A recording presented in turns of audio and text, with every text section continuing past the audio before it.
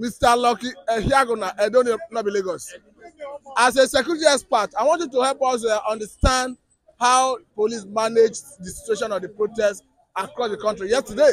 Because as you can see, in some states in the north, there's curfew. I'm talking about Borno, Kano, Yobe, I think Niger. And we have seen that so many Nigerians were killed. Did the police actually manage this protest well? What I saw yesterday, I think police, yes, they did very well. I commend them and the other security agencies. It's only it was Abuja where there was a little bit controversial between Deji and the CP, where the CP said it was a stadium that got allocated to the protesters, but at the end Deji was just trying to tell the CP like, look, you cannot restrict us here. We are here. You are still telling us to go inside the stadium. No, let us stay here. But at the end, the team broke out. CP couldn't control. So thank God, with their wisdom, they did not shoot much people yesterday. Only one person died in Abuja yesterday. But in other states, I see some looting by those protesters who are hungry. So that's where you see you have 40 casualties. But the party tried yesterday, I won't tell you lie. Even in Lagos, even in those states, if police are want to do their job, they will maybe we could have up to 50 or 100 died yesterday. But thank God, this is the first time I saw police handle the situation of protests and rioting in Nigeria. If not so, we have seen a dead body yesterday. But thank God, I pray they should continue that. They must have given them training ordered by IG and the president. Please don't kill a lot of, except those who are trying to, disturb other people. But yesterday, so far so good. The police and the army and the other agency tried yesterday. Now, we understand that in Lagos, there was no issue of handling of people, intimidation or arrest. But in most states in the north, we have seen serious level of violence to the extent that we now have curfew in about 4 states. Do you think the police could have done better? If you see, there's no way. How many police do you have in the north there? Where you have more than 1 million people, you can't control them. The only way is to use teargas to disperse them, so that the anarchy will not happen there yesterday. So thank God the police. I will tell you, they tried yesterday in the north when they were vandalizing some houses, some property, some burning cars. If the police have really faced them, they'll keep much. Maybe this thing will not be to the rest. So I believe the police. I was thinking they had yesterday.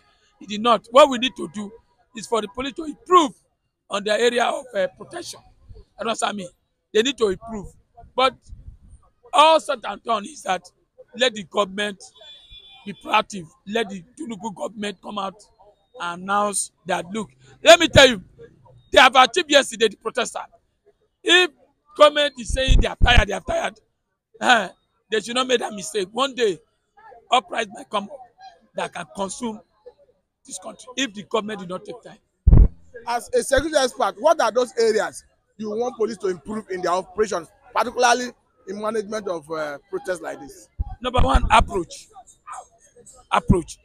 Number two, you see next using live bullet. You can have tear gas, all kind of water, or at least I see some protesting abroad where you see them police and protesters they push it. Use your some after all they are human beings. Everybody's hungry. They still go to the market to buy things. But some of them are protesters with anger, the way they behave. You can see the protests in the southwest. They did very well. South, they did very well. They did not destroy property. But in the north, when they were trying to, burn property, government houses, Abuja, I think that is where I don't like no-go area, which the government and the police try to make sure they stop instead of that thing escalating or killing more innocent people. But thank God, the police did well in that area. Finally, Mr. Lucky, talk to us about the government sponsoring some people to go and protest in favor of government, because we saw some video where some people were saying they promised them 5,000. At the end of the day, they only gave them 2,000. It was a disgrace yesterday to the government, particularly Abuja, where the protester came with almost 4 buses. And when they see the situation on ground, they were confessing that this people promised them 5,000 naira. They were holding placard, no protest, but there's hunger.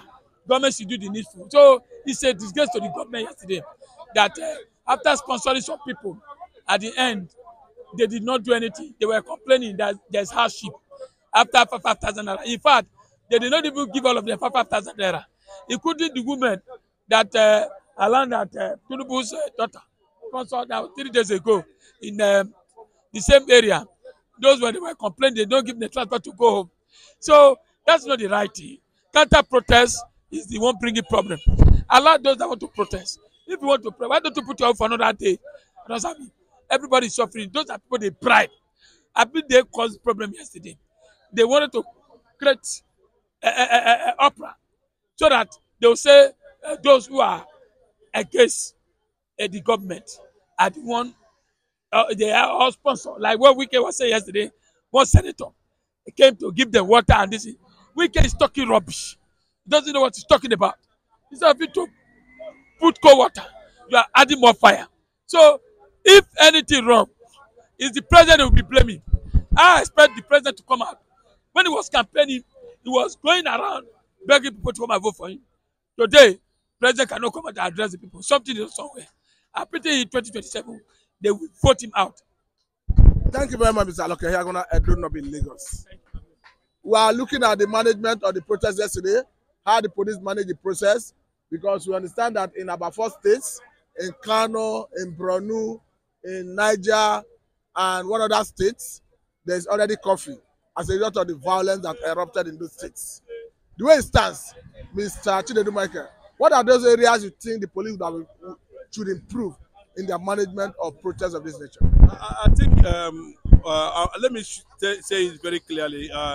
From the report and statistics available, I can give police 60%, for their professionalism and discipline in trying to coordinate and, of course, help lead the protest to the venues and, of course, where people have been addressed before we are dispersed. But you can see there's no how you are going to have 100% atmosphere of peace in this kind of issue. We still have some elements who want to foment trouble at the end of the day, hoodlums, or even government sponsored, like what Femi Falana was saying this morning or yesterday or thereabout, that federal government, infiltrated the protest with some of the people who are hoodlums, let me put it that way, to cause havoc. But if you look at what the protesters were saying yesterday, the organizers are there about, I think to an extent they showed some level of professionalism, and they were able to make sure that things go the way it's supposed to go. And you can see, as been reported, I think that particular section of organizers is what we are seeing today on the pages of newspaper. Meaning that it was being acknowledged for me because I was able to observe one or two things. One is orderliness, then secondly is police coordination and discipline, and in that regard. But no matter how you look at it, a statement has been made. This government has been dented. No matter how you look at it. Then secondly, this is the first time in the history of administration of government, or even yes, of every era or every administration, where we are having a bad tag, attached to it. This is the first time, and it's unfortunate that somebody from the southern part of the country, is being dented and damaged to this level with end bad government. So for me, I think it calls for a proper, reform on the side of the government, and for Tinubu to see how he's going to struggle with this bad image already. It has gone viral, it's all over the world, that he's running a complete bad government. So what he needed to do now at this point in time is to see how he's going to rejig his administration, his cabinet members, then, and of course, if possible, sack some ministers at the end of the day, bring in fresh hands, bring in experienced ones, go anywhere and bring in technocrat. Leave these Lagos boys and Pro Abiola that you have surrounded yourself. They are not doing any well to your personality and to your administration, and of course to your image as the President of Federal Republic of Nigeria. And you can see the ethnic sentiment the administration is playing already, that have attracted the Vice President Atiku Abubakar to issue a press release. And also, Peter will be making a statement, about the elements that have joined Bayo Ononuga to ask to make a statement, a very dangerous one, and I think by now that very particular person, they know him, should have been picked by DSS. But thank God the governor of Lagos State was able to, come to the rescue, and be able to quash so many issues surrounding that to rest by issuing a statement that nobody should ever threaten the Igbo interest in Lagos State and of course in Nigeria. Thank you very much, Mr. Chinedu Michael. Thank you very much.